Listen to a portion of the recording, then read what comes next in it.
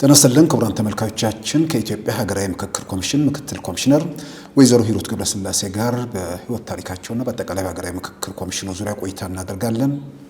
ተከታተሉን። ኮሚሽነር ሂሩት በጣም አመሰግናለሁ። የኢትዮጵያ ሀገራዊ ምክክር ኮሚሽን ምክትል ኮሚሽነር ምናልባት ሰፊ ታሪክ እንዳሉት በተለያየ መንገድ ተረድቻለሁ። ወደዛ ከመሄዳችን በፊት ምናልባት ሀገራዊ ምክክር ኮሚሽን ምክትል ኮሚሽነር ሆነው ተሾመዋልና ወደዚህ ኃላፊነት ያደረጉት ጉዞ እንደው ባጭሩ ምርጫው እንዴት ነበር? ማን መረጦት? የፓርላማው እንደወሰነ አውቃለሁ። ወደ ፓርላማው በሄደው ጥቆማ ሂደቱ እስቲ ባጭሩ። እንግዲህ ሲጀመር እኔ ለበርካታ ዓመታት ውጭ ስሰራ ቆይቼ በጡረታ ሀገሬ መግባቴ ነበርና ገብቼ ትንሽ ጊዜ እንደሆነ ነው ተደውሎ እንደዚህ ብዙ ጥቆማዎች ተቀብለን መስፈርቱን ካሟሉት ውስጥ ስለሆንሽ ይሄንን ስራ ኃላፊነት ለመቀበል ፈቃደኛ ነሽ ወይ ሲባል ማን ደወለ? ከፓርላማ ነው የተደወለውና ደውለው እና አልጠበኩም ነበረ እና ወዲያውኑ መልስ መስጠትም አልቻልኩም። ትንሽ መልሼ እደውላለሁ ብዬ ተናልኩ እና አሰብኩት። ማለት ሀገራዊ ምክክር ምን እንደሆነ በሌላ ዓለም ላይ አውቃለሁ። በመጠኑም ተነገረኝ ከፓርላማው ምን እንደሆነ ዓላማውና እንዴት እንደሆነ የሚዋቀረው። ይሄንን አሰብኩና አገሬ ላይ ምንም ያነሰም ቢሆን ከቻልኩ ማበርከት የምችለው ነገር ካለ ባበረክት ይሻላል ብዬ ወሰንኩ። ምክንያቱም መማር በአንድ ሀገር ላይ በተለይ በእንደኛ አይነት ሀገር ላይ መማር ራሱ አንድ ትልቅ ፕሪቪሌጅ ነው። ተምሮ ከፍተኛ ትምህርት ላይ ደርሶ ውጭ ሀገር ሄዶ ብዙ ኤክስፖዠር ብዙ ልምድ ይዞ ከመጡ በኋላ አገርን መርዳት አለመፈለግ አይቻልም ብዬ አምናለሁ። የሞራል ኃላፊነትም አለ። በዚህ ምክንያት ማበርከት ከቻልኩ አውዱም የሚፈቅድ መስሎ ስለታየኝ እንትኑን ተቀበልኩት። ይሄንን ኃላፊነት ተቀበልኩ። ቀደም ባለ በህይወቴ ውስጥ ያሳለፍኩት አንዳንድ ነገር ነበር። የተሻለ ኢትዮጵያ እንድትሆን በተደረጉት ትግሎች ውስጥ በመጠኑ ቢሆን ተሳትፌ ስለነበርና የኛ የዛን ጊዜ ተሞክሮ በጣም በመጥፎ ያለቀ በጣም አንድ ትውልድ የጠፋበት ታሪክ ውስጥ ስለነበርኩ ሁለተኛ እድል ተገኝቶ አንዳንድ ነገር ማስተካከል ከተቻለ ለምን አላግዝም በሚል በዚህ ነው እዚህ ውስጥ ሊገባ የቻልኩት። ሀገራዊ ምክክር ኮሚሽኑ እንግዲህ ከተለያየ ቦታ በተለያየ ኃላፊነት ላይ የተለያየ ልምድ ያላችሁ ሰዎች የተሰባሰባችሁበት ነው። በፖለቲካ ጉዳይም ካየን አንድ መስመር ላይ ያልነበራችሁ ሰዎች የምትገኙበት ነውና ምናልባት ለሀገሬ አንድ ያላልጨረስኩት ነገር አለም ያንን በተወሰነ ደረጃ ባሳካ ብለው መጡና ከዛ በኋላ ወደ ኮሚሽኑ ሲመጡ የጠበቁት በዚህ በኩልም ተስፋና ፈተናው እንደተባለው ለዚህ ስራ የተሰየሙ ሰዎች በጣም ከተለያየ ስራ ልምድ ከተለያየ አካባቢ የመጣናን ነበር። እኛ ራሳችን መተዋወቅና መግባባት መጀመር ነበረብን። ሁለተኛ ምንም አይነት ተቋም የለም፣ አዲስ ነው። ያንን ማቋቋም ያስፈልግ ነበር። ከሁሉ በላይ ግን ይሄንን ስራ መስራት ጀምሬ ትንሽ እንደሄድኩበት የተረዳሁት አዲስ አበባ ተቀምጦ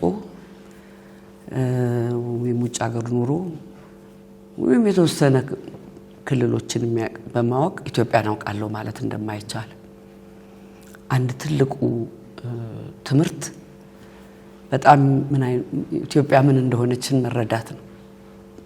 አሁን ዛሬ ኢትዮጵያ ተብላ የምትጠራው ሀገር ምን እንደያዘች ምን ታሪክ ይዛ እንደመጣች ምን አይነት ህዝቦች እንዳሏት ምን አይነት የተለያዩ ህልሞች የሚታዩባት ሀገር መሆኗንና እሱ አንድ ትልቅ ያገኘሁት ትምህርትም ፈተናም ነው። ወደ ማህበረሰቡ በመሄድ ማለት ነው። አዎ እንግዲህ ምንድነው ይሄንን ስራ ስንሰራኛ ኤሊቱን ብቻ ሳይሆን ሰፊውን ህዝብ የምናሳትፍበት ስራ እንዲሆን አይዲዮሎጂካሊ ውሳኔ ስላደረግን በየወረዳዎቹ እየወረዱ ህዝቦችን ማወቅ ያሉትን የተለያዩ አውዶች ማወቅ ልማዶችን ማወቅ ምኞታቸውን ህልሞቻቸውን መረዳት ያ ትልቅ ትምህርት ሰጥቶናል። በጣም ከፍተኛ ድካም የሚጠይቅ ስራ ነው። ምክንያቱም ኢትዮጵያ በጣም ብዙ ህዝቦች ያሉባት ሰፊ ወረዳ ቁጥር ያለባት እኛ ስራችንን ከወረዳ መጀመር ስለወሰንን በጣም 1300 በላይ ወረዳ ያላት ሀገር ናት እና ግን አካታች የውነት ይሄ ላይላዩን የማስመሰል ስራ መስራት አልፈለግንም። በትክክል ህዝቡ የሚገባበትና የሚሳተፍበት የሚመረጥበት ሂደት እንዲሆን በመፈለግ ታች ድረስ ወርደን የሰራ ነው። ይሄን ሁሉ ደግሞ ዲጂታላይዝ አድርገን ሬኮርዱ አለ። እያንዳንዱ ማህበረሰብ እያንዳንዱ ተወካይ የተናገረበት በሙሉ ሬኮርድ ሆኖ ይቀመጣል። ይሄ ለዚህ ለኛ ስራ ብቻ ሳይሆን ወደፊትም በጣም የሚጠቅም ስራ ነው። ድንገትም ይሄንን ህዝብ የማወቅ የዝን ህዝብ ህልሞች ለማወቅ እንደኛ የታደለ ተቋም ያለ አይመስለኝም። ኖሮም የሚያውቅ አይመስለኝም። ምክንያቱም በጣም በነፃነት እየነገሩን እያካፈሉን ስለመጣን አንድ ትልቅ እድል ነው። በጣም ግን በሚገርም አይነት ሰው በማይገምተው አይነት የሚተሳሰብ ህዝብ ታች ማህበረሰብ ውስጥ ሲወረድ የሚተሳሰብ ህዝብ መሆኑን አይተናል። ለዚህም ነው በዚህ የተሳሰብ ማለት እርስ በርስ ዘው ያለው ማህበረሰብ ወይስ የለም የማይታሰብ ርቀት ላይ ያሉ ህዝቦች ይተሳሰባሉ ማለት ነው። አንዱ ለሌላው ተስፋ የሚሰጥ ነገር ነው። ይሄ ምክክር ብዬ ለማመን ያደረገኝ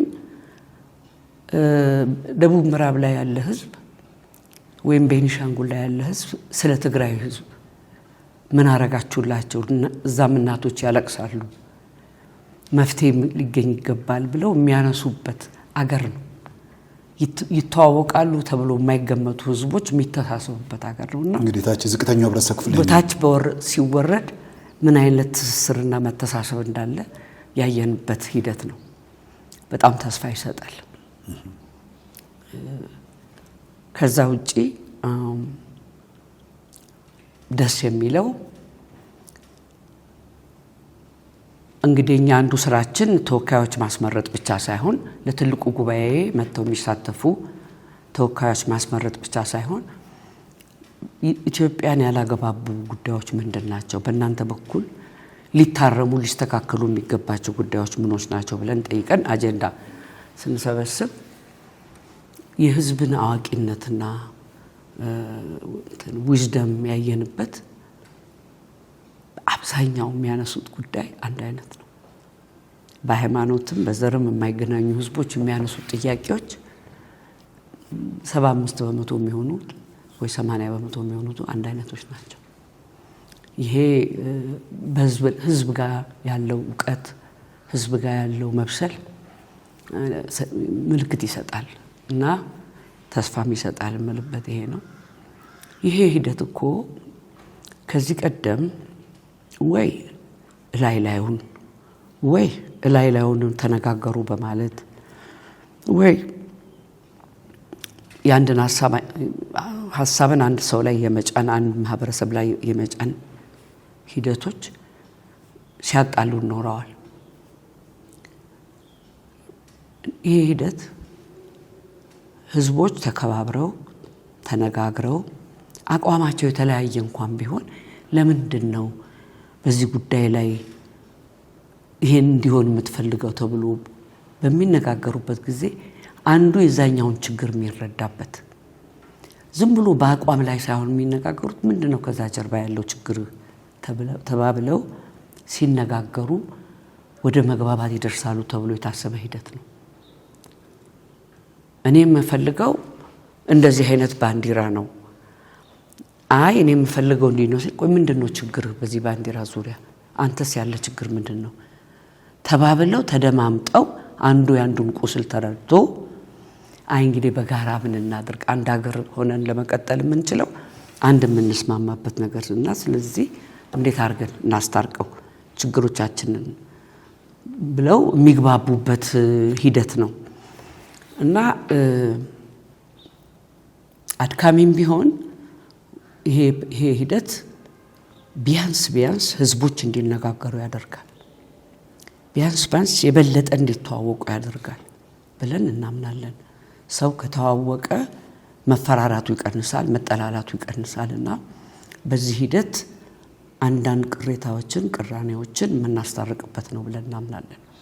ተስፋው ይጎላል ማለት ይችላል። እኔ በጣም ተስፋ አደርጋለሁ። አድካሚም ቢሆን ተስፋ አደርጋለሁ። አመሰግናለሁ ኮሚሽነር ሂሩት። እንግዲህ ምናልባት ስለዚህ ለምክክሩ በዝርዝር በሌላ ጊዜ ልንሄድበት እንችላለን። ግን ወደዚህ ኃላፊነት ቦታ የመጡት ወይዘሮ ሂሩት ገብረስላሴ ውጭ ነበርኩ በውጭ ስራ ላይ ነበርኩ ብለዋልና ካልተሳሳቱ በተባበሩት መንግስታት ድርጅት ውስጥ ኃላፊነት ላይ ሰሩ ነበርና ወደዚህ ሲመጡ ምን አይነት ኃላፊነት ማየት ነበሩ? በምን ኃላፊነት ላይ ነበሩ? ምናልባት ወደ ታሪኮ ለመሄድ በዛውም ስለሚያመች ብዬ ነው። አዎ እንግዲህ ጡረታ ከመውጣቴ በፊት የነበረኝ ፖዚሽን አሲስታንት ሴክሬታሪ ጀነራል ነው። የተባበሩት መንግስታት ዋና ጸሐፊ ረዳት የዋና ጸሐፊ ረዳት ነበርኩ። የሳሄል የሚባለው ሪጅን ኃላፊ ሆኜ ሰራ ነበር። ከዛም ቀጥሎ ለዌስት አፍሪካ ደግሞ ምክትል ኃላፊ ዌስት አፍሪካና ሳሄልን አንድ ላይ አድርጎ ምክትል ኃላፊ ሆኜ ስሰራ ቆይቼ ነው ጡረታ ያወጣሁት። እንግዲህ ወደዚህ ኃላፊነት ላይ የመጡት ማለት ነው በተባበሩት መንግስታት ትልቅ የሚባል ቦታ ላይ ነበሩ። አሁን ደግሞ በሀገራዊ ጉዳይ ላይ በሀገራዊ ምክክር ኮሚሽን ምክትል ኮሚሽነርነት ይሰራሉና እዚህ ቦታ ለመድረስ እስቲ ስለራሱ ትውልድ እድገት ትምህርት እስቲ ከዛ ምናልባትም ደግሞ በኢትዮጵያ ፖለቲካ ትግል ውስጥም ሚና እንዳሉት ተረድቻለሁና እስር ቤትም ነበሩ የሚል ነገር አለ። እስቲ ከትምህርቱን ጀምር ከትውልድ። እኔ አዲስ አበባ ነው የተወለድኩት። የተማርኩበት ትምህርት ቤት ሊሴ ገብረ ማርያም የሚባል የኢትዮጵያ መንግስትና የፈረንሳይ መንግስት ያቋቋሙት ትምህርት ቤት ነው። በዛን ሰዓት ኢንተርናሽናል ትምህርት ቤቶች ብዙ አልነበሩ። ከኛ ትምህርት ቤት ውጪ እንግሊሽ ስኩል የሚባል ነበር፣ የተወሰነ ሳይገቡ ነበርና አብዛኛው የተማርኩበት ትምህርት ቤት ውስጥ አብዛኛው የውጭ ሀገር ዜጎች ያሉበት ከሌላ አፍሪካ ክፍሎች የሚመጡ አሜሪካኖች፣ ካናዲያኖች፣ አውሮፓውያኖች ያሉበት ትምህርት ቤት ነበር እና ከአንደኛ ክፍል ጀምሮ ነው? አዎ ከኪንደርጋርተን ማለት ኦኬ። ኪንደርጋርተን ጀምሬ ቄስ ትምህርት ቤት አያውቁ? ክረምት ሲመጣ ቤተሰቦቼ ቄስ ቤት መጥተው እንዲያስተምሩ ነው ያደረጉት። በመደበኛ ግን ቄስ አልተማሩም? በመደበኛ ትምህርት ቄስ ትምህርት ቤት አልሄዱም ማለት ነው? አይ ግን ክረምት እንደሱ ያደርጉ ነበር። ምክንያቱም የትምህርት ቤታችን የአማርኛ እንትን በጣም ደካማ ስለነበር እኛን ለማስተማር ጥረት ተደርጓል።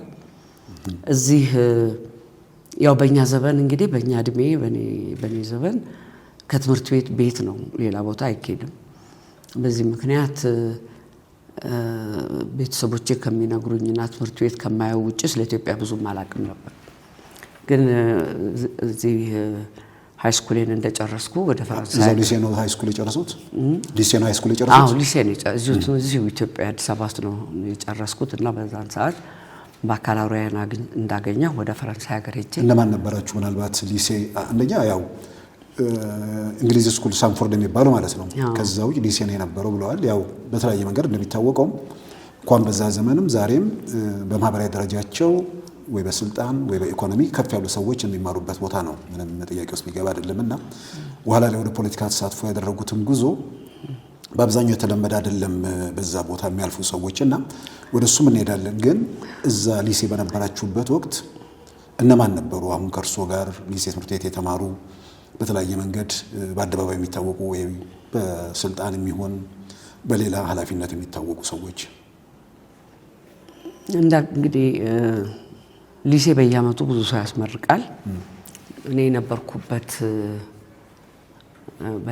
በኔ እድሜ ጥቂት ዓመት ወደፊትና ወደ ኋላ ብንሄድ እንዳጋጣሚ ትላልቅ የሥራ ክንውን ያደረጉና ትልልቅ ቦታ ያዙ ሰዎች አሉ። ሐኪሞች አሉ፣ መሐንዲሶች አሉ፣ ትልልቅ ቦታ የደረሱ ሰዎች አሉ። እኔ ስም መጥራት ይከብደኛል። እንዳጋጣሚ በጣም በዛን ሰዓትኛ ትምህርት ቤት የነበሩ ሰዎች በአብዛኛዎቹ ትልልቅ ቦታ የደረሱ ሰዎች ናቸው ያሉትና ያ እንግዲህ ምክንያቱ ምንድነው? በጣም ጥሩ ትምህርት ቤት ነበረ። ውጭም ሄደን በእኛ ዘመን በግድ መማር ያለ መማር ሌላ ነገር አይታሰብም። ትልቁ የሚከበረው ነገር መማር ነው። ገንዘብ አልነበረም እና ውጭ ሀገር በሄድንበትና እዛ በቆየንበት ጊዜ በተቻለን ተጣጥረን ተምረን ለመመለስ ነው። አብዛኞቻችን ተመልሰናል። ግን አሁንም እንደዛው ላይ እንትን ልበልና ፈቃደኛ ካልሆኑ ችግር የለም። ምንም ስም ቢጠራ ምንም ችግር እነማን ነበሩ ያው የታሪክ አካል ስለሆነ። ግን በዚህ መልክ በእናንተ በኩል በሊሴ ምናምን አልፈው ፖለቲካ ውስጥ ያሉ ሰዎች ይታወቃሉ ማለት ያኔ ወይ በያፓ ወይ በሜሶን ወይ በኦነግ በምናምን የሚታወቁ ሰዎች አሉ እንደዛ ውስጥ ያለፉ? አዎ አሉ። ስማ አሉ። በያፓም በሜሶንም የነበሩ ሰዎች አሉ። ከሊሴ ወጡ ሴቶች? አዎ። ግን አብዛኛው ሴቶች ብቻ ነበሩ ሊሴ አይደለ? ያኔም ኧረ አይደለም፣ ወንድም ሴት አይደለም። ናዝሬት ስኩል ነው ለካ ሴቶች ያለው። ሊሴ ሁሉም ነው እንዴ? ከኛ ጋር የተማሩ ሰዎች ትላልቅ ቦታ ደርሰዋል። ናዛ ውስጥ የደረሱ አሉ። ባለፈው የኢትዮጵያ ፕሬዝዳንት የነበሩትም ወይዘሮ ሳህለወርቅም የሊሴ ተማሪ ናቸው።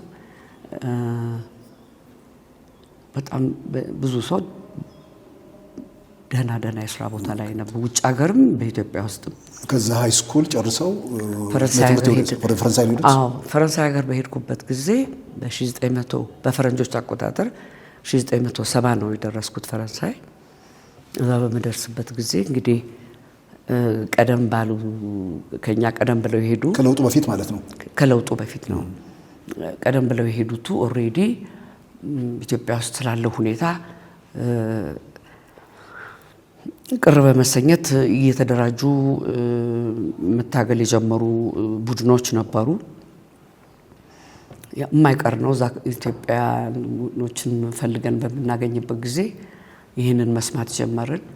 ያ ሊሴ ያሳለፍኩት ዘመን ወይም አዲስ አበባ የቆየሁበት ዘመን ብዙም አላዘጋጀኝም ነበረ ለዚህ ለትግል። ምክንያቱም ሌሎቹ በሚያውቁበት ደረጃ ያሉትን ችግሮች አናቅም ነበርና፣ ግን ጊዜም አልፈጀብንም። በዛ ላይ ደግሞ ትንሽ ጊዜ እንደቆየን የኢትዮጵያ ረሃብ ተከሰተ። ያ በቃ ሁላችንም ፈንቅሎ ትግል ውስጥ አስገባን ማለት ነው። እና ያው እነማን ነበሩ በዛ ነው ፈረንሳይ ሲሄዱ እዛ ፈረንሳይ የነበሩት አሁን ትግል የጀመሩት እነማን ነበሩ? እኔ በደረስኩበት ጊዜ በጣም የሚታወቁት ሰዎች አንዱ አቶ ኃይሌ ፊዳ ነው። ኃይሌ ፊዳ አንዱ አቶ ፍቅሬ መርድ፣ ነገደ ጎበዜ፣ ሁሉም ሜሶኖቹ ማለት ነው። እንዳጋጣሚ በጂኦግራፊ ማለት ፈረንሳይ የነበር ነው። አብዛኞቻችን ወደ ሜሶን ነው ያገደልነውና በዚህ ምክንያት በጣም ከፍተኛ ቁጭት፣ ከፍተኛ ጊልት ተሰማን። ማለት እኛ የመጣንበት ሀገር እንዲህ አይነት ሁኔታ የሚፈጸምበት መሆኑ ያለውን ውስብስብ ችግሮችን ተረዳን። ያንን አውቆ ያንን አለመጻረር አይቻልም። በዛን ጊዜ ንጹህ አእምሮ ነው ያለን እኛ የተሻለ ሀገር የተሻለ ህይወት የሚኖርበት ሀገር በረሃብ ህዝቦች የሚሞቱበት ሀገር እና ደግሞ በሰዎች መካከል ያን ያህል ልዩነት የሚደረግበት ሀገር መሆኑ ልንቀበል ምንችለው ስላልነበረ ትግል ውስጥ ገባን። በጣም በአምረን ማለት ነው አምረን ነው የሚነገረውን አምነው ነው ወይስ ምን? አሁን እርሶ አዲስ አበባ ነው ተወልደው ያደጉት እንደገናም ደግሞ ሊሴን የተማሩት። ስለዚህ አሁን የጭሰኛው ስርዓት ምናምን የሚባለውን ነገር በኋላ በማንበብ ነው ወይስ በተጨባጭ? በማንበብ ያንን ህይወት የኖሩ ሰዎች ደግሞ እየመጡ ያካፍሉን ጀመር። የዛ ማህበረሰብ አባላት እያመለጡ የሚመጡ ነበሩ። በማንበብም ከሁሉ ብቻ ትልቁ ማስረጃ የሆነልን እኛ ረሃቡን የኢትዮጵያ ረሃብ ነው። በጣም የሚዘገንን ነገር ነበር በወቅቱና ይህንን መቀበላት አይቻልምና በዚህ ምክንያት በቃ ይህንን ነገር ለመለወጥ እኛ ራሳችንን መሰዋት አለብን መታገል አለብን ብለን ወሰንን። ኢትዮጵያ መጣን። ለውጡ ከለውጡ ፊት ነው የለውጡ ጊዜ ልክ ለውጡ ላይ ገባን። እኔ በበኩሌ ገባው እና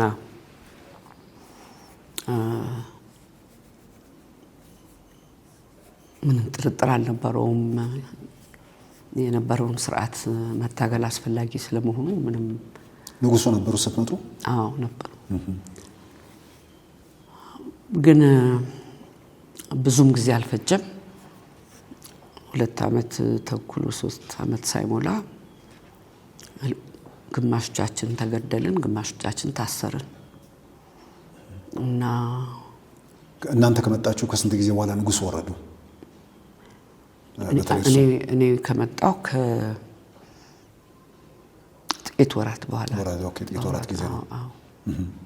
ከዛ ሜሶን በወቅቱ ያው ኢህአፓ ተኩስ ነበር ከደርግ ጋር። ሜሶን ደግሞ ስልታዊ ድጋፍ በሚል ከመንግስት ጋር ከደርግ መንግስት ጋር የሚሰራ ነበርና እንዴት ባጭር ጊዜ ውስጥ ያ ነገር ሆነ? ምናልባት ሂደቱ ምን ነበር? እዛ ጋር አሁን ወደ መታኮስ በእናንተ መካከል እዚህ ደረጃ ላይ መድረስ በግሎም ያለፉበትን መንገድ ማለት ነው። እንግዲህ አሁን ያለኝ አስተያየት ወይም አናሊሲስ አሁን ያለኝ አናሊሲስ የዛን ጊዜ ከነበረው ጋር አይገናኝም። አብዛኞቻችን በጣም ልጆች ነን። በጣም ታላላቆቻችን የምንላቸው 30 በጣም መጨረሻ ትልልቆቹ 30 ምናምን ውስጥ ያሉ ናቸው። ልጆች ነን እና ስለ ስልጣን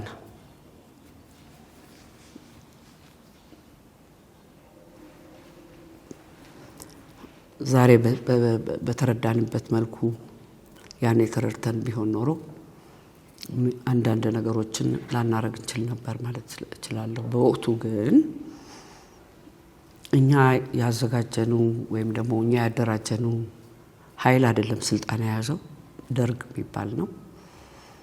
ያ አንድ ኦፖርቹኒቲ እንዳለው ግልጽ ነበረ።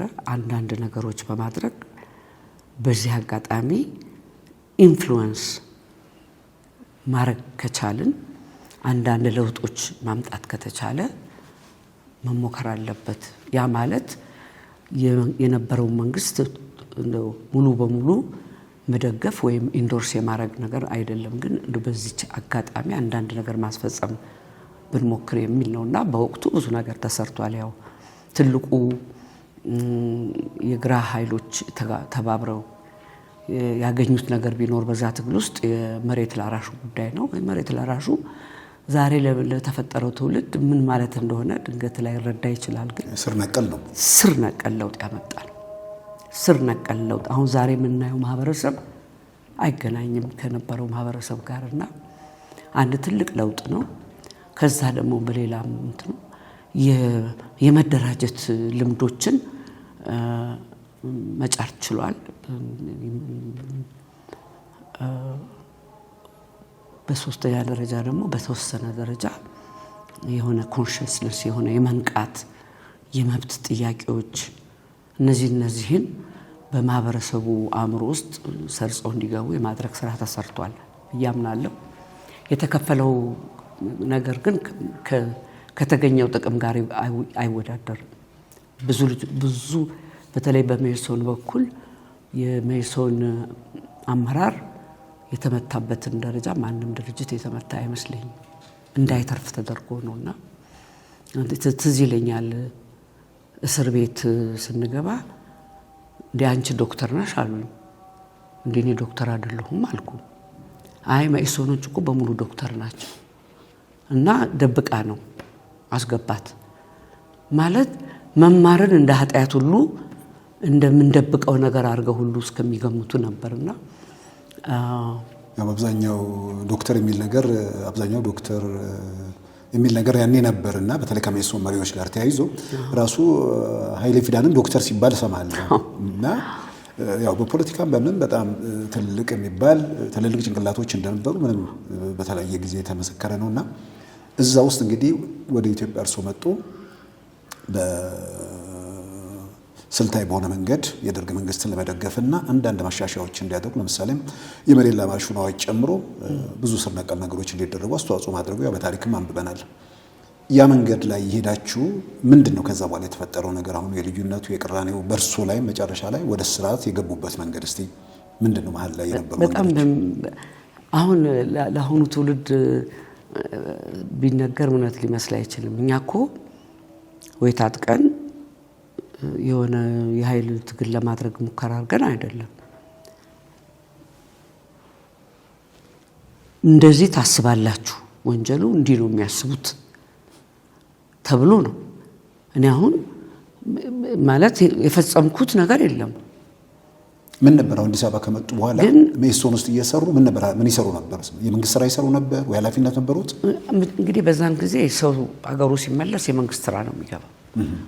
የት ነበሩ? እኔ መጀመሪያ ፍርድ ሚኒስቴር ነበርኩ። ከዛ ወደ ውጭ ጉዳይ ገባሁ።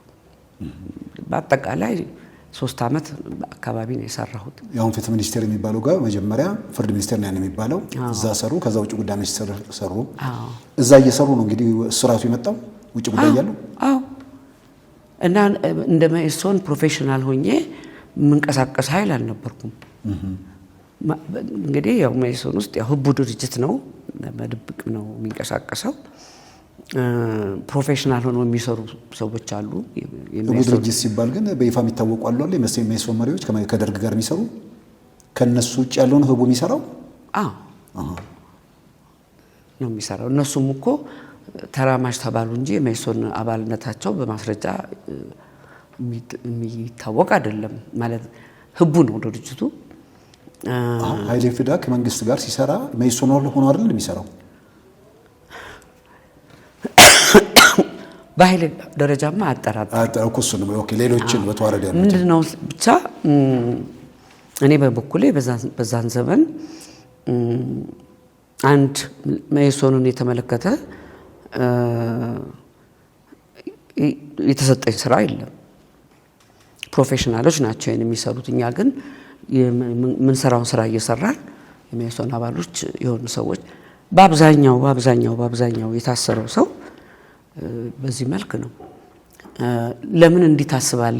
የዛ ድርጅት አባል ነን እንጂ ያ ድርጅት ደግሞ እንዲህ አይነት ወንጀሎች ፈጽሟል የሚል ነገር የለም። በአስተሳሰብ ልዩነት ምክንያት ነው ሰው የሞተው፣ ሰው የተገደለው። ኃይሌ ከተያዘ በኋላ ነው እርሶ የታሰሩት? አዎ። እንዴት ነበር ስሩ? መስሪያ ቤት መጡ ወይስ ምን ነበር የሆነው? በጣም የሚያሳዝን ታሪክ ነው። እኔ ዩዥዋሊ ኖርማሊ ህቡ ድርጅት ሰው የሚያዘው እሱ ያለበት ቡድን ኮድ ከተያዘ ነው ወይ አንድ የቡድኑ አባል ሲያዝ ነው። እኔ ግን እንደዛ አይደለም የተያዝኩት። የኔ አጋጣሚ የኔ ቡድን አባሎች በሙሉ ጠፍተው ነበር። ስለዚህ ቀድሞ ከኔ ታሰረ ሰው የለምና እኔ ልገኝ አይገባም። ኮድ የለም በሌላ የተያዘ። ግን አብራኝ የምትሰራ ሰው በውጭ ጉዳይ ሚኒስቴር ውስጥ የነበረች ሰው እሷ ብላ ጠቁማብኝ ነው ማለት እሷ ተራማጅ ናትና መኢሶን ሳትሆን አትቀርም በሚል ጠቁማብኝ የተያዝኩት እንጂ ኖርማሊ ሰው የሚያዘው እሱ ያለበት ሴል አባል ተይዞ እንደዛ ነው። እኔ ግን እንደዛ አይደለም። እኔ ከስራ ቦታ ነው የወሰዱት ወይስ ከቤት? አዎ ተጠራው። ከየት? ከስራ? አዎ እኔ እንዳጋጣሚ በዛን ሰዓት ይሄ በየመስሪያ ቤቱ በዛ በደርግ ጊዜ ሪስትራክቸሪንግ ነበርና ሰው በችሎታውና በስራ ልምዱ ስራ ይመደባልና እኔ ያው የውጭ ቋንቋዎች ስለማቅ ወደ ጂኔቫ እንዲሄድ አሳይንድ ሆኜ ወደዛ ለመሄድ ስዘጋጅ በዲፕሎማትነት ስዘጋጅ እንግዲህ የሚሄድበትን ቦታ የፈለገ ሰው ይሁንም ምንም ይሁን ባልታወቀ ምክንያት የተጠቆመብኝ የሜሶን አባል ጠቆመብኝ ሳይሆን ከዛ ውጪ የስራ ባልደረባ የነበረች ሴት ናት የጠቆመችብኝና ነይ ትፈልጊያለሽ ተባልኩ። ሄድኩ እና ስራ ቦታ ነው የጠየቀው የመጡት። ቤት ነበርኩ አሳይንድ ሆኜ ወደ ውጭ ልሄድ ስለነበርና ከቤት ነው የተጠራሁት። በስልክ ማን ጠራ ማለት ነው? ከፖሊስ ነው? ውጭ ጉዳይ ሚኒስቴር እዛ ውጭ እና እዛ ውጭ ጉዳይ ሚኒስቴር ተጠርቼ ምንድነው ስል ደርግ ጽሕፈት ቤት ነው የምትፈልጊው አሉኝ። እና ከዛ ያላወቅናት ሰው ተገኘች ተብሎ ያው ማንም አልጠቆመብኝም ማለት ነው። ደርግ ጽሕፈት ቤቱ አሁን ቤተ መንግስት ማለት ነው? አሁን ቤተ መንግስት የሆነው ነው። ቀጥታ እዛ ሄዱ። መኪና ቁጭ ብሎ ይጠብቅ ቢሮ የሄድኩ ውጭ ጉዳይ ሲሄድ መኪና ይጠብቀኛል። በቃ ታያስኩ ማለት ነው። ይዘውኝ ገቡ። ምን ነበር ምንድነው ምን አደረግሽ ነበር ወይ የነበረው ጥያቄ? ማን ነበር የሚጠይቀውስ? የሜሶን ሴንትራል ኮሚቴ ነሽ አሉኝ። እኔ ሳቁ። የሜሶን ሴንትራል ኮሚቴ አይደለም እኔ ጁኒየር አባል ነበርኩና በዛን ሰዓት ታላላቆቻችን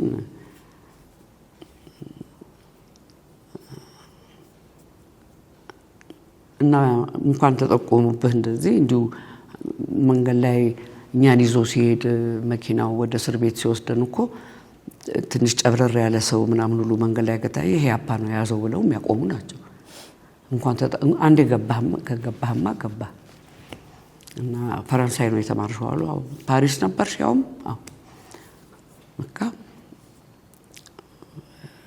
ይሄው ነው በቃ ሲያዙ ይጠየቁትም በቃ አውጪ አንድ ዶክተሬት ይኖርሻል ሴንትራል ኮሚቴ ማደለው ምንም አይደለም።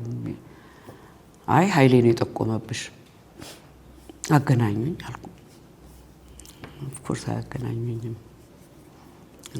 ግን ነከሌን ታውቂያለሽ? አውቃለሁ። እንደማቅ የሚያውቁትን ነገር አልከዳም። አይ ካወቅሻቸውማ አንቺ በቃ እና እንደዚህ እስር ቤት ውስጥ የነበርኑ ሰዎች በሚገርም አይነት የተያዙ ሰዎች በጣም ብዙ አመት ታስረን ቆይተናል። እኔ እንኳን ቢያንስ እሺ ግን እንዲሁ በቃ እንደዚሁ በአሶሲዬሽን ከሌን ታውቃለህ ከሌን አስገቡ። አንዳንድ ቀን የገደሉትን ሰው ሁሉ መተው ተፈታ ብለው የሚጠሩበት አለ። የሞቱ ሰዎችን መተው ጋቢና ዋራንት ይባላል ይፈታል፣ እንዲፈታ ይጠራሉ። አንዳንድ ደግሞ መቼ ነው የታሰርከው ብለው ይጠይቁሃል። ኦዲት እንኳን አያረጉም ያላቸውን ሰውና እና ከሊመት እስኪ ቆይ ስማችሁ ምናምን እንደዚህ በጣም የተዝረከረከ ምን ብሎ ባፈሳ ሰው የሚማቀቅበት ወቅት ነበር። ደርግ ጽሕፈት ቤት ነው የቆዩት? እስር ቤት ደርግ ጽሕፈት ቤት አንድ ሳምንት። ከዛስ ስድስተኛ ፖሊስ ጣቢያ አንድ አመት ተኩል ስድስተኛ ፖሊስ ጣቢያ ውስጥ ፖሊስ ጣቢያ ውስጥ አንድ አመት ተኩል ብዙ ጊዜ የተለመደ አይደለም። ይገርም ነው። አይ ብዙ ነበር ያኔ እንደዛ ይደረጋል። ፖሊስ ጣቢያ ጭር ጊዜ ነው ብዬ ነው ማስበው። አንድ አመት ተኩል ነው እዛ የተቀመጠው። እንደውም በሙሉ የኢትዮጵያን እስረኞች አንድ ወህኒ ቤት ይግቡ ተብሎ ስለተወሰነ ነው የተወሰነው። ምክንያቱም ሶማሌ ወረረችና የሶማሌ ወረራ ጊዜ በሙሉ የሆነ ስጋት ነበር ይመስለኛል። እስረኛን በሙሉ ብሎ ከኢትዮጵያ በሙሉ የተገኙትን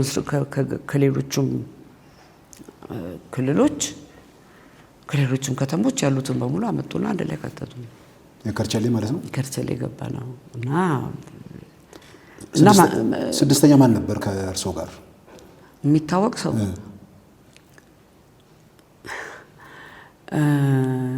ወይዘሮ ገነት ዘውዴ አብራኝ ነበር። ኦኬ።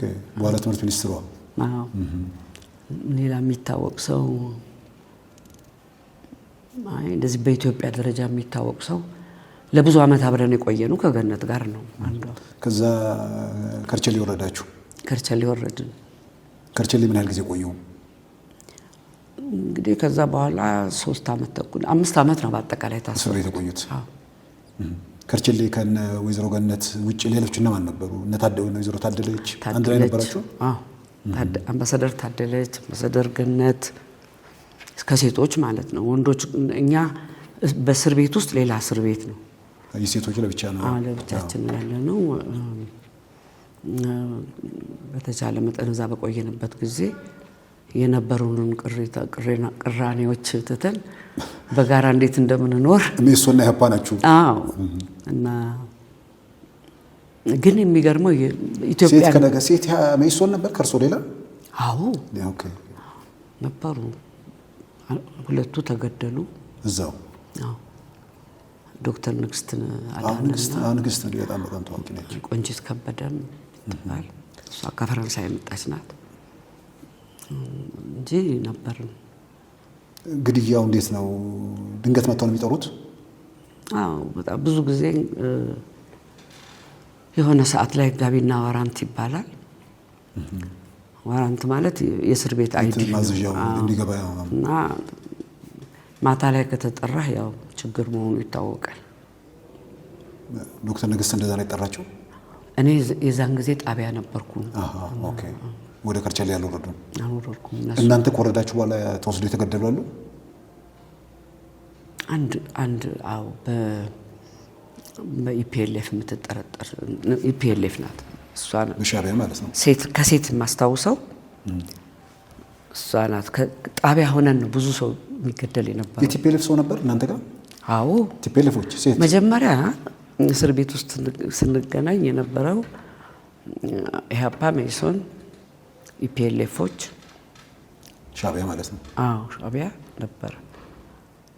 ኢኤልኤፍም ነበር። ከዛ ጀባ ነበር? አዎ አስታውሳለሁ። 2 ሴቶች ነበሩ። በጣም ይገርም። ግን ከዛ በኋላ ኦኤልኤፍ፣ ቲፒኤልኤፍ ምናምን መጡ። ኦኤልኤፎች መጡ? አዎ። ሴቶች ነበሩ ኦኤልኤፍ? አዎ። የሚታወቁ አሉ? ኢትዮጵያ ውስጥ አይዶን ነው ግን አሉ ነበሩ። የአቶ ሌንጮ ባለቤት ኩ ኦኬ። እሳቸው ሰው ነከለ እሷ ነበረች። አዎ እሷም ነበረች። እኔ ነበሩ። ከዛ ያው ትንሿ ኢትዮጵያ ማለት እኮ ነው። እዛ ውስጥ ሰላም አወረዳችሁ ብለውኛል። ከሁሉም ጋር ነው? ከያፓውም ከምንም ጋር? እንግዲህ እዛ ኢምፖርታንቱ ነገር በሰላም መኖር፣ ሁለተኛ ከተቻለ ደግሞ ህይወታችንን ስትራክቸር አድርገን አንድ አክቲቪቲ ላይ ራሳችንን ማቋቋም ነበርና ትምህርት ቤቶች ከፈትን። ትልቁ ስራችን ያው ደርግ ጊዜ በጣም ወጣቶች በብዛት ነው የታሰሩት እና ስለዚህ እነሱን ማስተማር መቼ እንደምንፈታ አይታወቅም። ስለዚህ በዛን ወቅት መሰረተ ትምህርት እነዚህ በደረቅ ወንጀል የሚመጡ ወይ ደግሞ በሌብነት ምናምን ማለት ነው። አይ በፖለቲካም ሆነው ከገጠር ገበሬዎች ምናምን እንደዚህ። ስለዚህ መሰረተ ትምህርት ነበር። አካዴሚክ ትምህርት ቤት ነበር፣ መደበኛ ትምህርት ቤት የሚባለው። ከዛ መጨረሻ ምን አቋቋምን? ቮኬሽናል ኢንስቲትዩትስ ማለት እስር ቤት ሰው ሲወጣ አንድ ሙያ ኖሮት እንዲወጣ እና በተለያዩ ሙያዎች የምናሰለጥንበት ይሄ እና በኢትዮጵያ ውስጥ እውቅና 3ቱም ነበራቸው። እንደውም ከወህኒ ቤት የሚወጡ ተማሪዎች በጣም ውጤታቸው በጣም ከፍተኛ በጣም የሚሰቅል ሲባል ሰምተናል። በደንብ በዛ ደረጃ አልፎም ትልቅ ቦታ የደረሱ ሰዎች አሉ። አዎ በጣም እንደውም በቅርብ ቀን ተማሪዎቻችን በቃ ኦነር እናርጋቸው እናክብራቸው ብለው አንድ ዝግጅት አድርገው ተጠርቼ ማአት ሰርቲፊኬት ተቀበልኩ። ምክንያቱም የሞቱ ጓደኞቼንም ሰርቲፊኬት አንዳንዶቹ ሞተዋል እና ሄደን ነበር። ፕሮፌሰር ዮናስ ያሉበት አዎ ዮናስ በጣም ይገርም ነው። እዛ ሰቅለው ወጡ ነው ሲባል ሰምቻለሁ። አሁን ተማሪዎቻችን ብለን ኦነር ሊያረጉን የጠሩንን እኮ በጣም ትልቅ ቦታ የደረሱ ናቸው ዛሬና ብዙ እስረኞች ተገናኘን ከብዙ አመታት በኋላ። እኛ እኮ ከተፈታን 40 ምናምን አመት ሆነ። ነገር ግን ጉዳዩ በጣም ከባድ ስለነበር ለዘላለም ነክቶን ቀርቷል። አንረሳውም። እንግዲህ እዛ በነበራችሁበት ጊዜ ያው የፖለቲካ ልዩነት ቢኖርም እዛው ተስማምታችሁ ከራሳችሁ አልፋችሁ ሌሎችን ያሰማራችሁም በእነዛ መልክ ነው የቀጠላችሁትና እናንተ እዛው ያላችሁ የንጉሱ ቤተሰቦች ነበሩ። አንድ ላይ ነበራችሁ? አዎ እንግዲህ አንድ ግቢ ነው። እነሱ አንድ ኮርነር ላይ ነው የተሰጣቸው ቤት። የተለየ ቤት የተሰጠው ለሮያል ፋሚሊ ለሻቢያ የተለየ ቦታ ብቻቸው። አሁን ለነሱ ለየት ያለ ቤቶች ነው የሚሰጠው። በተለይ እነዚህ ተማርከው የተያዙት ቆስለው ምናምን የተያዙት። ሌሎቻችን ያው ግን የጋራ ግቢ ነው ወይስ ለየብቻ ነው? አንድ ግቢ ነው። ግቢ ውስጥ ነው። አንድ ግቢ ነው። ከነ ወይዘሮ ተናኝ ወርቅ ምናምን ጋር አብራችሁ ነበራችሁ? አብረን ነበር። የንጉሱ ልጅ ጋር ማለት ነው። ያው በቃ ምን ይደረጋል እንግዲህ። ምክንያቱም እናንተ እነሱን ከስልጣን ለማንሳት ነው የተንቀሳቀሳችሁት። አዎ እናንተም እነሱም አንድ ቦታ ስትገናኙ ምንድነው እንደው በግል ተዋወሩ ነበር? አዎ በደንብ በጣም ወዳጆች ነበሩ። በጣም የምወዳቸው ልዕልት ሳራ በጣም ልዕልት ሩት ወዳጆች ነበር። በቃ ኢንዲፔንደንት የፖለቲካል አፊሊዬሽናችን ቀርቶ እንደ ሰው እንዋደዳለን፣ እንደ ሰው እንረዳዳለን፣ አብረን እንጫወታለን። በቃ እናንተ እዛ እስር ቤት ያላችሁ ነው የኦነጉ መሪ አቶ ዳውድ ኢብሳ ያመለጡት? አዎ ነው። እስር ቤት ነበራችሁ እናንተ? አዎ። የሚገርመው አቶ ሲሳይ በዛን ጊዜ ደርግ በጣም አደገኛ እርምጃዎች ይወስዳል። አንድ እስረኛ ባይገኝ ወይ ቢጠፋ ቤተሰቦቹ ላይ እርምጃ ሁሉ ይወስድ ስለነበር ለመጥፋት የሚያስብ ሰው የዛን ጊዜ አልነበረም። ወይ የፖለቲካ ጓደኞች ላይ ወይ ቤተሰቦች ላይ አደጋ ስለሚጥል ራስክን መስዋዕት አድርገህ ለመጥፋት አትሞክርም። ይሄን ያክል ማምለጥ የሚያቅት አልነበረም። ግን በጣም ጥቂት ሰው ነበር የሚያመልጠውና አቶ ዳውድ ምን ነበር ያመለጡት? ለሕክምና ሄደው ነው? ፍርድ ቤት ሄደው ነው? ፍርድ ቤት በእርግጥ አይታወቅም ያን አይደል? አይ ፍርድ ቤት የሚባል ነገር ለሕክምና ወጣው ነው። ወሬውን የሰማችሁት እናንተ? ጠፋ የሚል ማታ ነው አለ ቆጠራ።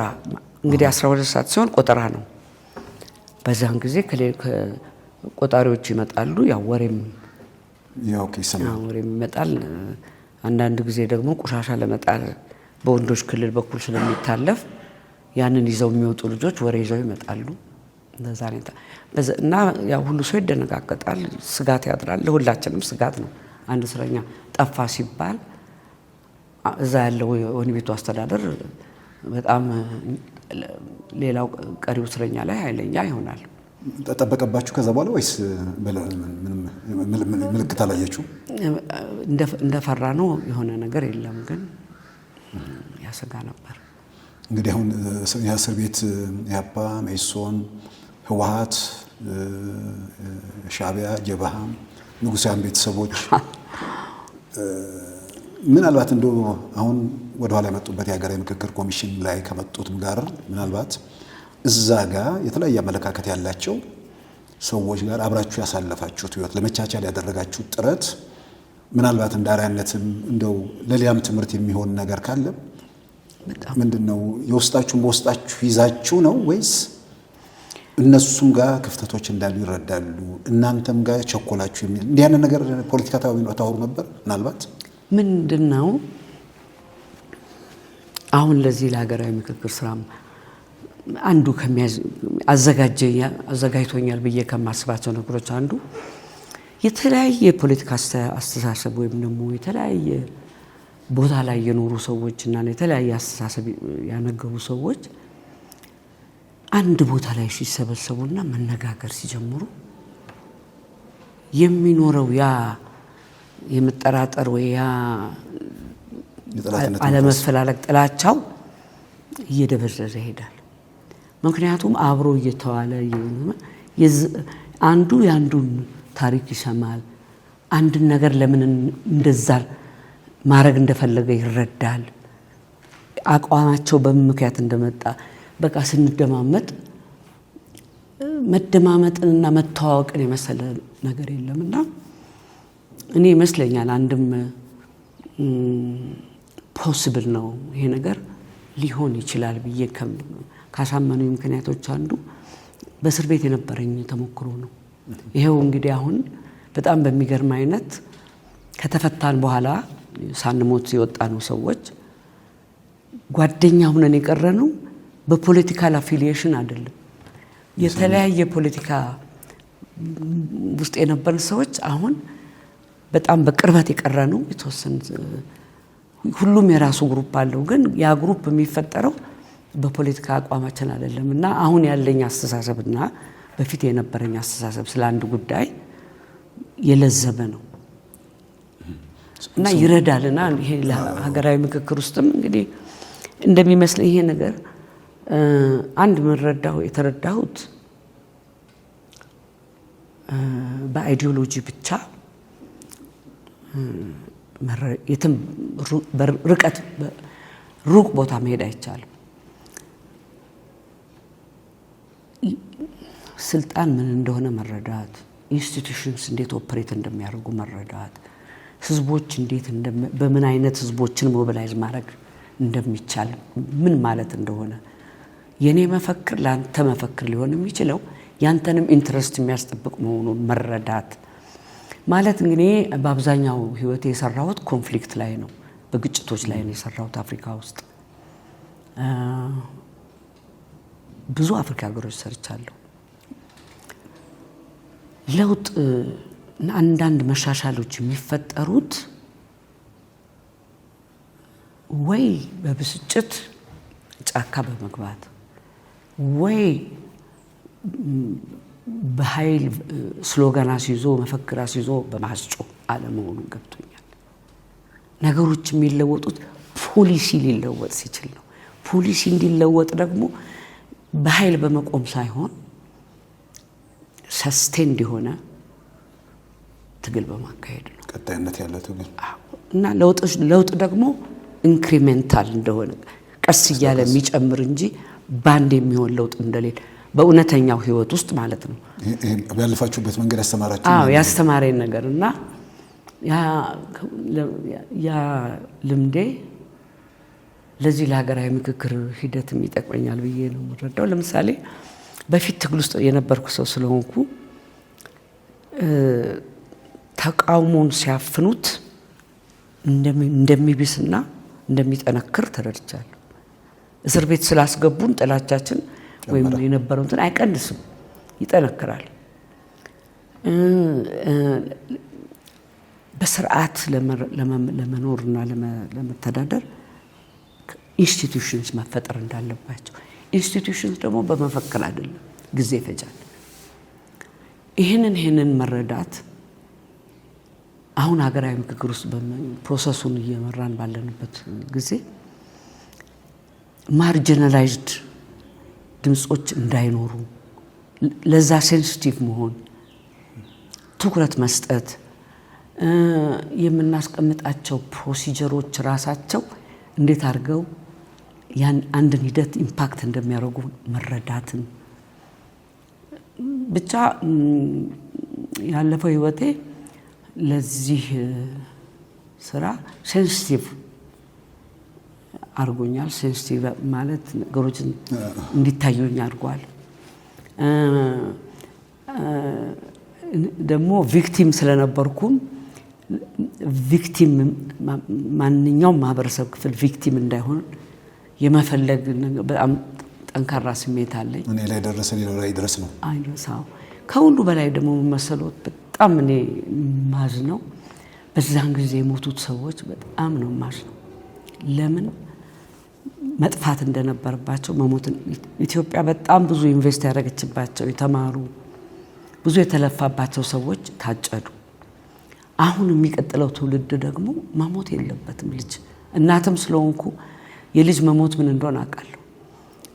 ማንም እንዲሞት አያስፈልግም። ቁጭ ብሎ ነገሮችን መፍታት የሚፈቅድ አውድ ካለ ያንን አውድ ሙጥኝ ይዞ ዳር ማድረስ ይመስለኛል የሚጠቅመውና እዛው እስር ቤት የመጨረሻ ልመልሶትና እስር ቤት በነበራችሁበት ወቅት ህይወት ላይ ያመለካከት ያላችሁ ሰዎች የንጉሳን ቤተሰቦችን ጨምሮ እዛ ነበራችሁ። ምግብ ከውጭ ገባ ነበር? አዎ፣ ምክንያቱም ደርግ አስሮ ምግብ አይሰጠን። ስለዚህ ቤተሰቦቻችን ምግብ ያቀርቡ ነበር። ደርግ የሚሰጠው በጣም ደረቅ ዳቦና ሻይ በጣም ለሰው የማይመጥን በጣም ደግሞ በኳንቲቲም ያነሰ ስለሆነ የሚያቀርብልን ቤተሰቦቻቸው የማያቀርቡላቸውም እስረኞች አሉ። ከገጠር የመጡ እስረኞች አሉ። እነሱም ደግሞ አንደኛ እንረዳዳለን። ከመረዳዳት ባሻገር ደግሞ በገንዘብ መግዛት ይቻላል። አንዳንድ ቁሳቁስ ተገዝቶ ወህኒ ቤት በተለይ ማብሰል ይቻል ስለነበር በዛ መልክ ነበር። ሱቅ ነበር እዛው? አዎ ሱቅ ነበር። ዳቦ ምናምን የሚሸጥበት ማለት ነው። ሻይ ምናምን፣ ሻይ ቡና። አሁን ምናልባት ምንድነው የጠየቅኩት አንዳንዴ የሰዎች ማህበራዊ ደረጃቸው በአንድ ጊዜ ምግብ የማይገባ ከሆነ የእስር ቤቱን ምግብ በተለያየ መንገድ ስለማቀው ሰዎች ከዛ ጋር እንዴት ራሳቸውን ያጣጥማሉ የሚለውን እግረ መንገዴን ለማንሳት ነበር። በጣም ነው የማመሰግነው ኮሚሽነር ሂሩት። እንግዲህ እስር ቤት መጨረሻ ላይ እንዴት ወጡ? መቼ? እንዴት? ምስ አንድ ቀን ምህረት መጣ ተባለ። ለሁሉም ነው? ለሁሉም ነው አይደለም። ምንድነው እኔ የዛን ጊዜ እኔ እህቴ ዶክተር ገነት ትባላለች፣ ሐኪም ነበረች። ሌሎችም ቤተሰብ አጎቴም ሐኪም ነበረ። ቤተሰቦች ውስጥ ሐኪሞች አሉ እና ምንም ህመም ሳይኖረኝ ታማለች ተባልኩ። ማለት የወህኒ ቤቱ ሐኪም እንግዲህ ኔትወርክ አይደለ? ያው ታማለች ተባልኩና ሆስፒታል ገባሁ። ሆስፒታል መግባት ጥቅሙ ልጆቼን ማየት ቻልኩ። ምግብ ይገባል እንጂ ቤተሰብ ማየት አትችሉም ነበር ማለት ነው። ቤተሰብ በስንት መከራ ነው። እሁድ ይመጣሉ። ልጆችን መንካት ህፃናት ነበሩ ያኔ ልጆቹ በጣም እና ይሄ ሁሉ ልጆቼን እንዳገኝ ተብሎ ሆስፒታል እንድተኛ ተደረኩና ሆስፒታል ተኝቼ 1-2 ወር አስተኙኝ። ልዩ በሽታ እየተፈለገልኝ። አዎ እንግዲህ በሆስፒታል ተኛው። በዛን ሰዓት ያው እንደዚህ ቀላል መተኛት አይደለም። አንድ ወንድና አንድ ሴት ወታደሮች እየጠበቁኝ ማለት ነው። ጠበንጃ ያዙ እየጠበቁኝ ነው የተኛሁት። ግን ልጆቼን ለማየት እድል ሰጠኝ። ልጆቼን ለማቀፍ እድል አገኘሁ ማለት ነው። እዛው በተኛሁበት ነው መስከረም 1 ቀን ምህረት ተደርጓል ተባለና መተው ተፈተሻል ብለው አነበቡልኝ እዛው ሆስፒታል አልጋዬ ላይ። እና ያ ምህረት በጣም ያስቃል። የተፈታንበት ወረቀት ሲሰጠን በመኢሶን ተጠርጥረው በምህረት ተፈተዋል ነው የሚለው። ተጠርጥረው? አዎ ተጠርጥረው። ብዙ ጊዜ የሚጠቀሳል ነው እንደዛ ተብሎ በምህረት ተፈተዋል አሉ። 5 ዓመቴን ጨርሼ ከብዙ ስቃይ በኋላ አሁን እንዲሁ ሳወራው ምናልባት ተጠርጥሮ የሚለው ነገር ብዙ ጊዜ ስለሚገርመኝ ነው። ሰው ተፈርዶበት ከዛ በምህረት ወጣ ይባላል። ተጠርጥሮ በምህረት ተለቀቀ ራሱ ደብዳቤ ብዙ ጊዜ ሲጠቀስ ስለምሰማ ነው። በጣም የሚገርም ነው። ከእርሶ ጋር እነማን የምህረቱ የንጉሳውያን ቤተሰቦች ያኔ ነው የወጡት ወይስ በኋላ ነው የወጡት? እነሱ በኋላ ነው እነሱ የወጡት። ከኛ ጋር የወጡት ብዙ ባለስልጣን የአፄ ኃይለ ሥላሴ ባለስልጣን የነበሩ ሰዎች ብዙ ወጡ። 700 ሰዎች ነው የተፈታነው። ያኔ ወጣችሁት? 700 ነው መፈታታችን። ጳጳሳቱ ምናምን በጣም የሚገርመው ነገር እንደአጋጣሚ እኔ ምንድነው ተፈታንና እነዚህ ሰዎች ጸረ ቤተኞች ስለሆኑ እነሱን ሪሃቢሊቴት እናርጋቸው ትንሽ ተብሎ ታድሶ እናርግላቸው ተብሎ ለ1-3 ቀን ወሰዱን። ከ700ዎቹ 1-200 የምንሆነው ነው። እና እንዳጋጣሚ አውቶቡስ ውስጥ እኔ ከነበርኩበት እንትን ላይ ጎኔ ጋር አንድ ሰውዬ ነበሩ። እንደው ሃይማኖታዊ የሚመስሉ ሰውዬ ናቸውና የሚነጋገሩት ነገር እና በቃ እናወራ እንነጋገር ነበር አውቶቡስ ውስጥ በኋላ እሳቸው ማን ሆነው የሆነው መሰለህ? ጳጳሱ ጳውሎስ ፓትርያርኩ አቡነ ጳውሎስ እሳቸው ነበሩ። አቡነ መልከ ጸዲቅ ነበሩ። አዎ ነበሩ፣ እሳቸው ነበሩ። ከእናንተ ጋር ነው የተፈቱት እነሱ ማለት ነው? አዎ እነ ደጃዝማች ግርማቸው፣ እነ አቶ ከተማ ይፍሩ፣ ብዙ አህዱ ሳቡሬ ሜቢ ጋዜጠኛ ብዙ ይጠቀሳል። በኋላ ዲፕሎማት ነበሩ። ብዙ ሰዎች ነን ያን ጊዜ የተፈታ ነው። አቶ ተሾመ ገብረ ማርያም እንደዚህ አይነት ሰዎች ነበር። አሁን ጠበቃው ከሴቶቹ እነማን ተፈታችሁ ከእርሱ ጋር? አብዛኛው ወይዘሮ ገነት ወጡ ያኔ? አዎ። ወይዘሮ ታደለችስ? አልተፈታችም። እሷ እኮ ብዙ ቆየች። አዎ። እሷን አልፈታትም። ሮያል ፋሚሊ አልተፈታም። ከወንዶች እነ መረራ አልተፈቱም። ፕሮፌሰር መረራ ኦኬ። ብዙ የመኢሶን ልጆች ተፈተዋል። እንግዲህ መረራ ያኔ ወይ ተዘንግቶ ሳይሆን አይቀርም የቀረው። ምክንያቱም ሊስታቸው ሁሉ የተሟላ አይደለም፣ በጣም የተዝረከረኩ ናቸው እንጂ መረራ በዛን ሰዓት የማይፈታበት ምክንያት አልነበረውም። ትልልቆች የመኢሶን መሪዎች ተፈተዋል ያኔ። ማን ትልልቅ? ለምሳሌ እዛ ከነበሩት እኛ ጋር ሳይሆን አራተኛ ክፍለ ጦር የነበሩት ነበሩ። ምናልባት እንደው ኃይሌ ፊዳ፣ ዶክተር ነገደ ጎበዜ እነዚህ ውጭ አብረዋቸው ነበሩ። በተለይ ደግሞ ኃይሌ ያው ከዛ በኋላ በህይወትም አልነበረም እና እንደው ስለነሱ ኃይሌ ፊዳ ምን አይነት ሰው ነው? እንደው መቼ ያወቁት? ፖለቲካ ምንም እንዲህ አይነት እንደው አጠቃላይ እንትኑ። አሁን ደግሞ በቅርቡ ነቀምት ከተማ ላይ መታሰቢያ ሐውልት ቆሞለታል። እንደ አጋጣሚ እኔም ፓሪስ ነበርኩ። ፈረንሳይ ሰፊ ነው፣ ግን ፓሪስ ነበርኩና ኃይሌም ፓሪስ ነው የነበረው። በዚህ ምክንያት እያስተማረ ነበር ኃይሌ ያኔ ወይስ ስራ ላይ ነበር? እሱ ስራ ላይ ነበረ እና በየጊዜው የተማሪው ማህበር ስብሰባ ያደርጋል። በየሁዱ ስብሰባ ይደረጋል። በየሁዱ እንገናኛለን እና እንደ ሰው እዛን ጊዜ በጣም ትሁት፣ ደግ፣ ብዙም የማይነጋገር ሰውና የሚናገረው ነገር ሁሉ በጣም አዋቂ፣ በዛን ጊዜ አዋቂ የነበረ ግን በጣም ትሁት የነበረ ሰው ማስታወሰው። ከእስር ቤት ወጣችሁ? ከዛስ? ከዛ በኋላ ወደ መንግስት ስራ ተመለሽ ተባልኩ። ውጭ ጉዳይ ማለት ነው? አዎ።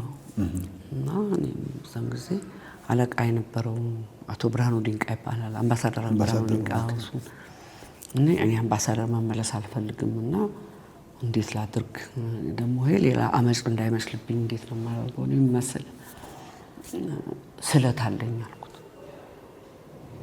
በኋላ ዩኤን የነበሩት ናቸው እሳቸው? አዎ። ያኔ ግን ውጭ ጉዳይ ነው አለቃዬ ነበር። ስለዚህ ስለት ስላለኝ ካሁን በኋላ በቃ ለመንግስት አልሰራም ብዬ ስለተሳልኩ እኔ ተመልሼ ልሰራ አልችልም አልኩት። አልተሳልኩም። አንድ ጠንካራ ምክንያት መፈለጌ ነው። አስረዳለሁ አለኝ። አላስቸገሩኝም። እኔ ከዛ በኋላ በቃ 1 አመት ያህል ዩኒቨርሲቲ አስተማርኩ። አዲስ አበባ ዩኒቨርሲቲ። ምክንያቱም ምንም አይነት ሪሃቢሊቴሽን ያልተደረገልን ሰዎች ስለሆነ 5 አመት ታስረስ ተፈታ ነገሩ ነው የሚዞርበት። ኦንሊ ቲንግ ያልረሳሁት ነገር ማስተማር እዛ ስለለመድኩ መጀመሪያ እዛ ይሻልሻል አለኝ ባለቤቴ እና አንድ ጓደኛም ዩኒቨርሲቲ ነበረ እና በቃ እዛ ገባሁ ማለት ነው። ለ1 አመት እዛ ሰራሁ። ከዛ በኋላ ወደ ጥብቅና ነው የገባሁት፣ ወደ ህግ ማማከር። ይሄ ወደ ህግ ፕሮፌሽን ውስጥ ገባሁ። ትንሽ ጊዜ ሰራሁ። የኢትዮጵያ ፍርድ ቤት በጣም ሂሚሊየት ያደርጋል። በተለይ አሁን አላውቅም፣ ግን ያኔ በጣም አቃቤ ህግ ነበሩ። ድሮ ነው እሱ በፊት አቃቤ ህግ ነበር። አሁን ግን ከተፈታው በኋላ ጥብቅና ነው። አልጣመኝም። ኦኬ፣ የግል ጥብቅና ማለት ነው። አዎ። የበለጠ የምሰራው ስራ የማማከር ስራ ነበር። እሱን ሰራው። ምን አልኩ ሂውማን ራይት ውስጥ ገባው። ከዛ ዩኤን አንድ ስራ ነበር አፕላይ ሳረግ ተቀበሉ። በደርግ ጊዜ ነው ወይስ ህወሓት ከገባ በኋላ? ዩኤን የገባሁት ወያኔ ምንድን ነው ያልከው? በደርግ ጊዜ ነው ወይስ ህወሓት ከገባ በኋላ አልኩኝ? ኢህአዴግ ከገባ በኋላ ከገባ በኋላ ነው የገባው። ከዛ በኋላ በቃ ኢንተርናሽናል የመስራቱ። የት ሄዱ መጀመሪያ? ዩኤን እዚሁ አዲስ አበባ ሆኜ ሴቶችና ኮንፍሊክት ላይ የሚሰራ አንድ ተቋም ተቋቁሞ ነበር በዩናይትድ ኔሽን እና በአፍሪካን ዩኒየን። እዛ ላይ ሰራሁ ለአንድ 4 ዓመት ሰራሁ። እዛ ኮንፍሊክትና ሴቶች በሚለው ጉዳይ ነበር። ከዛ ደግሞ ብዙ ሳልቆይ ኦክስፋም ገባሁ። ኦክስፋም 11 ሀገሮች ላይ ኮንፍሊክት አድቫይዘር ነበርኩ። ሆርን ኢስት እና ሴንትራል አፍሪካ ላይ ኮንፍሊክት አድቫይዘር ሆኜ ሰራሁ። ናይሮቢ እና ኢትዮጵያ ሁለቱን ቦታ ጭያልኩ ማለት ነው። ከዛ ቀጥሎ በቃ ዋናው ዩኤን ገባሁ። ኮንጎ ገባሁ።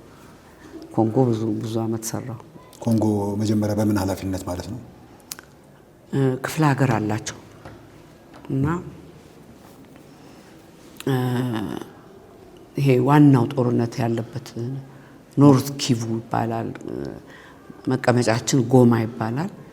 እዛ ላይ ነው። እዛ ኃላፊ ሆኜ ሰራው።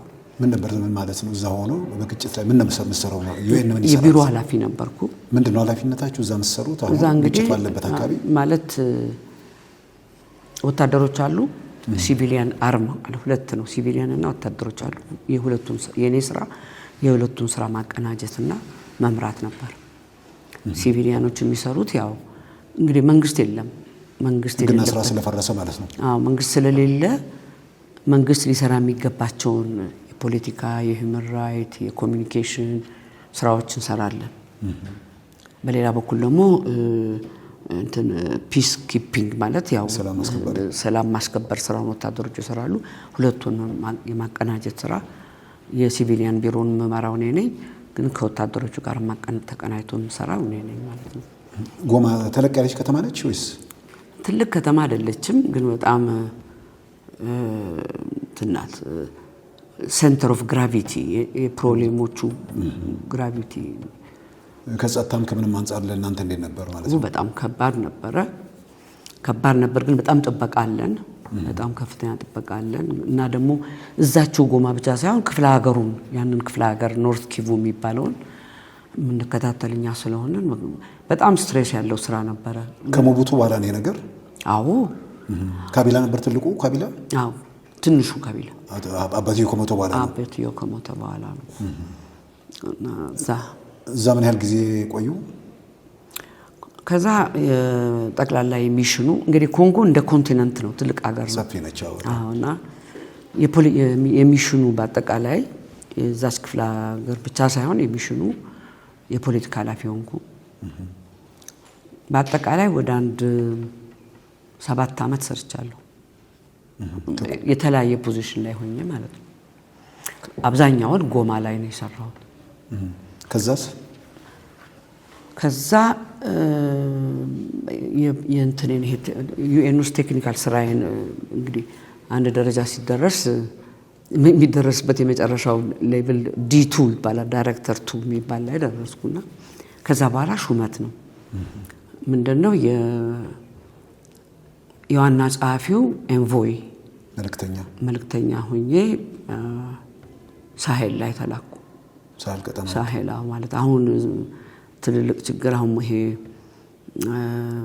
ኒጀር፣ ቡርኪና ፋሶ፣ ማሊ፣ ሞሪታኒያ፣ ቻድ እነዚህ ሀገሮች ላይ ኦቨርሳይት ለመስጠት የዩኤንን ስራ ኦቨርሳይት ለመስጠት እዛ ቆየሁ። መልእክተኛው ሰው ኒውዮርክ ነው የሚቀመጠው ወይስ ወደ ሀገሮቹ ይሄዳል? እዛ ሀገር ላይ ነው የሚቀመጠው።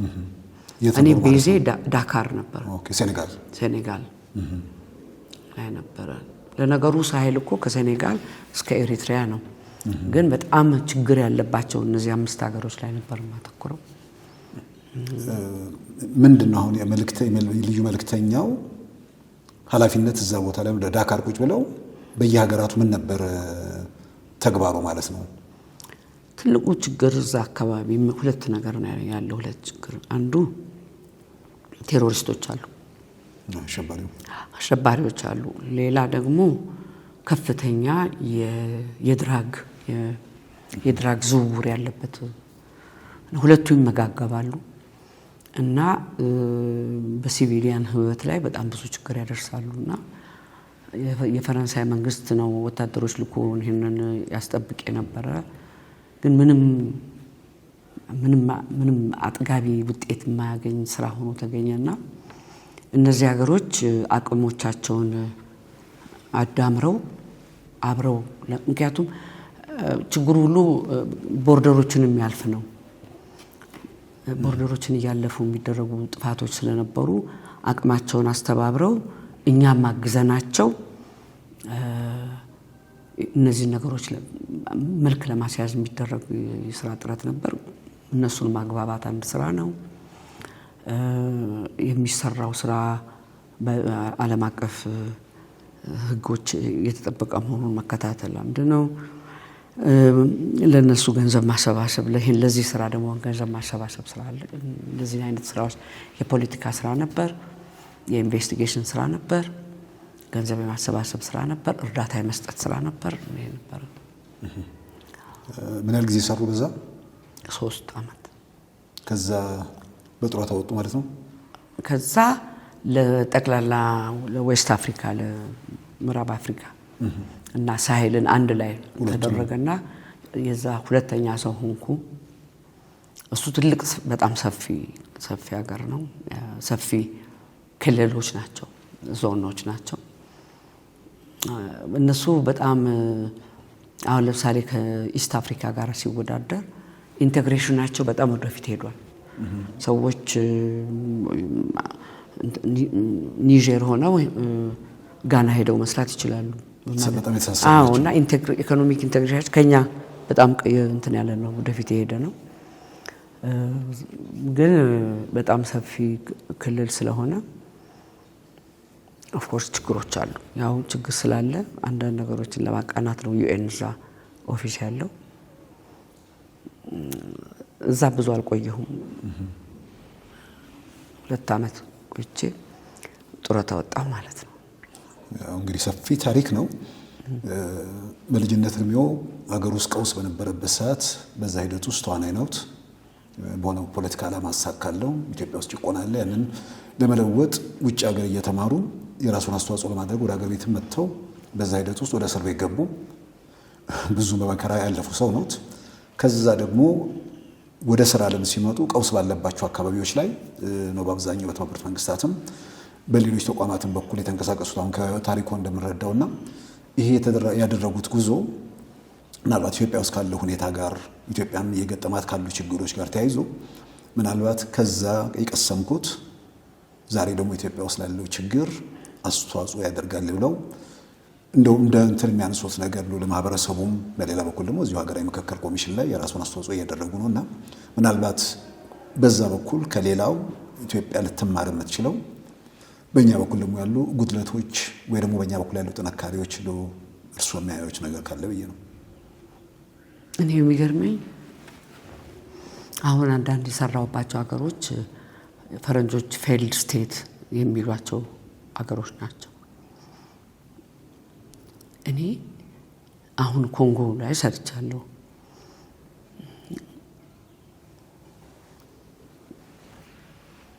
ፌል እንዲሆኑ የሚያደርጓቸው ችግሮች እኔ በጣም በርክተው አይታዩኝም። እኛ ሀገር ያለውን የውስጥ ችግርና በውጭው በዙሪያችን ያለው እኛ ላይ መረባረብን ሳይ ኢትዮጵያ አሁንም ቆማ እየሄደች ነው። አንድ ነገር አለኛ ውስጥ በጣም ሪዚሊየንት በጣም ጠንካራ ሀገር ነው እኛ ሀገር። ከኛ በጣም ያነሰ ችግር ኖሯቸው ይፈርሳሉ። እኛ በጣም ብዙ ችግር ኖሮን አንድ ጥንካሬ ያለው ሀገር ነውና ያ በጣም የምደነቅበት ታሪክ ነው። ሌላ ያየሁት ነገር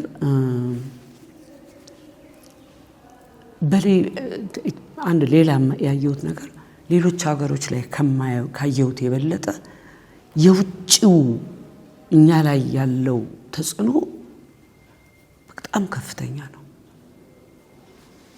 እንደዚህ ርብርቦሽ ያለበት ሀገር አላየሁም። በጣም ከፍተኛ ርብርቦሽ ያለበት ሀገር ነው። ምክንያቱም እንግዲህ ያው ይታወቃል፣ ግን በጣም የበዛበት ነውና ይሄም ሆኖ እሱም ሊሆን ይችላል ድንገትኛ አጠንክሮ ነው ተያይዘን የቀረ ነው። ለምሳሌ ሌላ ሀገር ላይ ያየሁት እንኳን መንግስት ሳይኖር ቀርቶ አይደለም መንግስት እንደው ዞር ሲል ይሄ ዝርፊያ፣ ረብሻ መፍጠር፣ መቀማት የሚበዛባቸው ሀገሮች አሉ። እኔ ትዝ የሚለኝ መንግስት እያለ ደሞዝ የማይከፈልባቸው ሀገሮች አሉ። የመንግስት ሰራተኛ ሆኖ አሁን ኢትዮጵያ ውስጥ ያን ጊዜ የደርግ መንግስት በወደቀ ጊዜ ለተወሰነ ጊዜ በስነ ስርዓት አገሪቷ ተካሂዳለች። ወታደሩ እንኳን ሊዘርፍ መሳሪያውን እያስቀመጠ ውሃ እየጠየቀ እየጠጣ ሄደበት ሀገር ነውና አንድ ለየት ያለ ነገር አለ። የማየው በጣም ተስፋ የሚሰጠኝ ነገር ቢኖር የሰው ደሞዝ ይከፈል ነበር። መንግስት የለም እኮ መንግስት እያለ ደሞዝ የማይከፍሉ ሀገሮች ናቸው የሰራሁባቸው እና ይሄን ሳይ አንድ ጠንካራ ሬዚሊየንት የሆነ ህዝብ በውስጡ ስርዓት ያለው ስርዓትን የሚያከብር ስርዓትን ማለት ይመስለኛል ዲሲፕሊንድ የሆነ ህዝብ የመንግስት ጥላ ራሱ የሚያስተዳድረው ህዝብ ነውና በጣም ተስፋ ያለው ህዝብ ነው። እኔ በጣም ለሀገሬ በጣም ብዙ ተስፋ አለኝ። ትልቁ ነገር ግን የሞራል ኃላፊነታችንን በመረዳት እያንዳንዳችን ኢትዮጵያውያኖች ለዚህ ሀገር ማበርከት ያለብንን ማከር፣ አንደኛ በመማራችን፣ ሁለተኛ በእድሜያችን። እድሜ እኮ ብዙ ትምህርት ይሰጣል እና በእድሜም ሆነ ባገኘነው ትምህርት እንትን አለ ማለት ወደ ኋላ አለ ማለት መርዳት ከተቻለ ማገዝ ከተቻለ ማበርከት ከተቻለ ማድረግ። እኔ አንድ እርግጠኛ ሆንኩት ነገር የሚጸጽተኝ ነገር አይኖርም። እንሞክራለን፣ የሚሳካ ይመስለኛል። ብዙ ነገሮች ሊስተካከሉ ይችላሉ ብዬ አምናለሁ። ሌላ ቢቀር እንግዲህ እኔ ከኛ ቁጥጥር ውጭ በሆነ ምክንያት ነገሮች ባይሳኩ አይጸጽተኝም፣ ሞክሬያለሁ። በዚህ በሀገራዊ ምክክር በኮሚሽኑ በኩል ማለት ነው። ያው እንግዲህ ባለው ሁኔታም ኢትዮጵያ ውስጥ የቆዩ የተንከባለሉ ችግሮች አሉ፣ ዛሬም የመጣው ችግሮች አሉ። እሱም በዘላቂነት እንፍታው ተብሎ የተጀመረ ነገር ነው። እንግዲህ በተለያየ መንገድ አሁን እርሶ ታሪክንም አይተናል። የተጓዙበት ረዥም ጉዞ ነው። የተለያየ ዓለም አቀፍ ትሙስ ልምድ አለ። በተባበሩት መንግስታት ውስጥ ትልቅ ቦታ ላይ የነበሩ ሰው ኖት። ሌሎችንም በዛ መልክ በተለያየ ኃላፊነት ላይ የነበራችሁ ሰዎች በሀገሪቱ ላይ በትምህርትም በብዙ መልኩም ትልቅ አስተዋጽኦ ያላችሁ ሰዎች አንድ ኢትዮጵያ ውስጥ ያለውን ችግር እንፍታ በሚል በተደረገው ጥሪ ቀርባችሁ የራሳችሁን አስተዋጽኦ እያደረጋችሁ ነው። ምናልባትም ፊት ለፊት ላይ ብዙ ሰው በእናንተ ደረጃ ቢያመጣም ከቤቱ ከምናምን ሆኖ ሂደቱ የሚደግፉ እንዳሉ አምናለሁ። ለማናችንም ከዚህ ውጭ መፍትሄ ያለ ነገርም አይመስለኝም። አንድ ነገር እየተጀመረ ነው። ያ ነገር ይሳካል አይሳካም በሂደት የሚታይ ነው። ግን እናንተ የምታደርጉት ነገር በግልጽ የሚታይ ነገር ስለሆነ የእስካሁን ጥረታችሁንም ለዛ እውቅና የሚሰጥ ሰው አለ ብዬ አምናለሁ። ወይዘሮ ሂሩት በጣም ነው የማመሰግነው። ምናልባት ይሄ እስካሁን ያደረጋችሁት ነገር ላይ ለማህበረሰቡ በዚህ በኩል እንደ ዜጋ አስተዋጽኦ ቢያደርግ የሚሉት ማህበረሰብ አለ ወይ? በአጠቃላይ እንደማጠቃለያም በተነሱ ጉዳዮች ላይ ውይይታችን በዛ እናጠቃልላለን።